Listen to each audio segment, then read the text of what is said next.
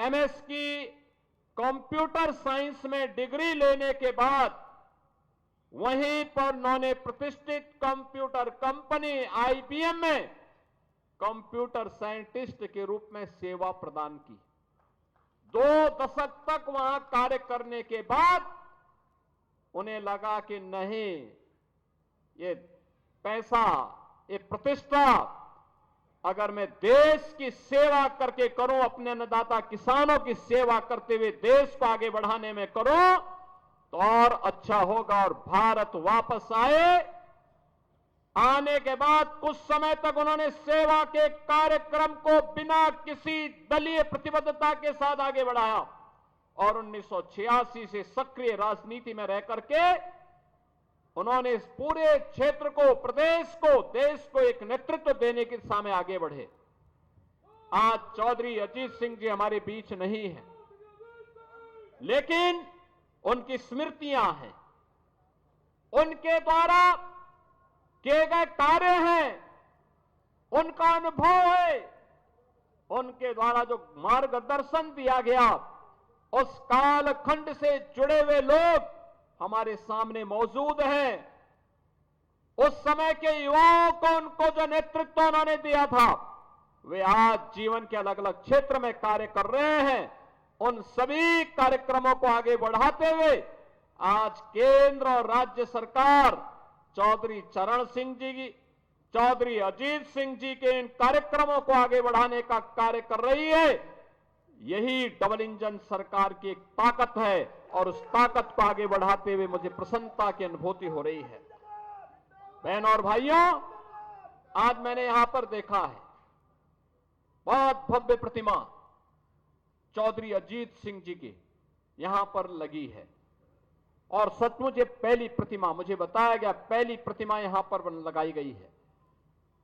सचमुच वो प्रतिमा इस बात को दिखाती है, चौधरी अजीत सिंह जी में एक तेवर था, एक किसान का तेवर था। वे एक टेक्नोक्रेट थे, वे एक साइंटिस्ट थे और कंप्यूटर साइंस के बारे में जब देश में ना के बराबर लोग जानकारी लेते थे, तब उन्होंने दुनिया की प्रतिष्ठित कंपनी के माध्यम से डिग्री लेकर के कंपनी के माध्यम से इस फील्ड में प्रवेश किया था। देश के जब इन्हें चुने गिने लोग कंप्यूटर साइंस के बारे में जानकारी लेते थे, उस समय उन्होंने डिग्री लेकर के दुनिया में इस कार्यक्रम को आगे बढ़ाया।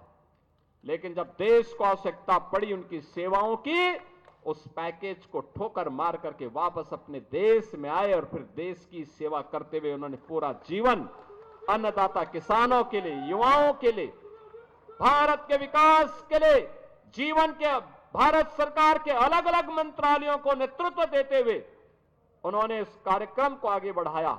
आज वे हमारे बीच नहीं है, लेकिन उनकी स्मृतियां हमारे बीच में हैं, उनका मार्गदर्शन हमारे बीच में है, उनके द्वारा किए गए कार्य हमारे बीच में है। उससे प्रेरणा लेकर के आगे बढ़ने की आवश्यकता है। बागपत तो उनके हृदय में बसता था, लगातार यहां के विकास के लिए चिंतित रहते थे। आज जो विकास हम पश्चिमी उत्तर प्रदेश में करा पा रहे हैं, ये चौधरी चरण सिंह जी को उनके द्वारा प्रदेश के अंदर मुख्यमंत्री के रूप में, केंद्रीय मंत्री के रूप में उनका जो मार्गदर्शन उस कालखंड में प्राप्त हुआ, उनके संदर्भों को लेकर के ही हम आगे बढ़ पाते हैं। और आज मुझे बताते हुए प्रसन्नता है, बहनों और भाइयों, आज जब हम यहां पर उपस्थित हैं, मुझे बताते हुए प्रसन्नता है कि आज यहां पर जब हम एकत्र हुए हैं तो यहां पर आज 350 करोड़ रुपए से अधिक की परियोजनाओं का लोकार्पण भी हम लोग बागपत जनपद के लिए कर रहे हैं। मैं इसके लिए यहां के माननीय सांसद जी को, माननीय विधायकों को, माननीय जयंत जी को, सभी अन्य माननीयों को हृदय से बधाई देता हूं। आप सभी को अपनी शुभकामना देता हूं। बहनों और भाइयों, आज मुझे बताते हुए प्रसन्नता है कि यहां पर विकास की इन बड़ी बड़ी परियोजनाओं के साथ कनेक्टिविटी की योजना भी है, नए संस्थान बनाने के कार्यक्रम भी हैं, सड़कों के निर्माण का कार्यक्रम भी है। ये बागपत का तो अपना इतिहास है। याद करिए, 5000 साल पहले जब दुनिया में अंधकार था, दुनिया को किसी प्रकार की कोई जानकारी नहीं थी, तब 5000 साल पहले पांडवों ने जो 5 गांव मांगे थे, उनमें से बागपत एक गांव था। बागपत एक था। किसका इतिहास है? 5000 साल पहले का। दुनिया के अंदर कोई कितना भी विकसित देश क्यों ना हो, कोई अपने 500 साल का बताएगा, कोई 700 साल का बताएगा, कोई 1400 साल का बताएगा, कोई 1500 साल का बताएगा, कोई 2000 साल का बताएगा। इससे ज्यादा कोई नहीं बता सकता। और बागपतवासी, आप तो बोल सकते हैं कि भगवान कृष्ण ने पांडवों के लिए जिन 5 गांवों को मांगा था, उनमें से बागपत एक था। अगर हमारे इतिहास को देखना हो तो बागपत में भी आकर के आप देख लें।